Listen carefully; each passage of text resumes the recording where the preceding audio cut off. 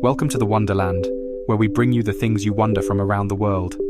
Before we get started, please hit the subscribe button so you never miss our video. Have you ever wondered how a single company could control vast territories and resources around the world?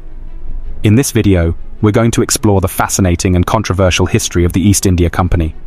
From its origins as a simple trading venture to its rise as a global superpower, we'll delve into the company's complex legacy and examine its impact on the world we live in today. The East India Company was founded in 1600 by a group of British merchants who wanted to trade with the East Indies. They received a charter from Queen Elizabeth I, granting them the exclusive right to trade with the East Indies. The company's initial goal was to import spices, textiles, and other luxury goods from the East Indies, and sell them in Europe for a profit.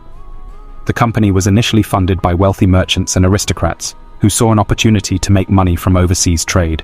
The first few decades of the East India Company's existence were marked by fierce competition with other European powers, such as the Portuguese, Dutch, and Spanish. The company established trading posts throughout India, China, and Southeast Asia, and gradually gained a foothold in these markets. The company also faced significant challenges, such as the high cost of maintaining trading posts and the risk of piracy and theft.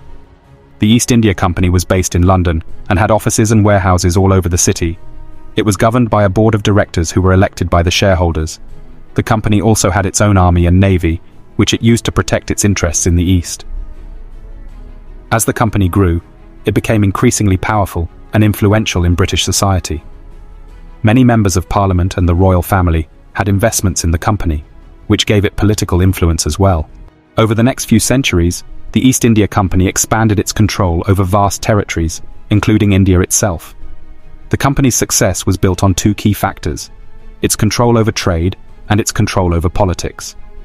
The company had a monopoly on the trade of tea, spices, textiles, and other goods, which allowed it to set high prices and make huge profits.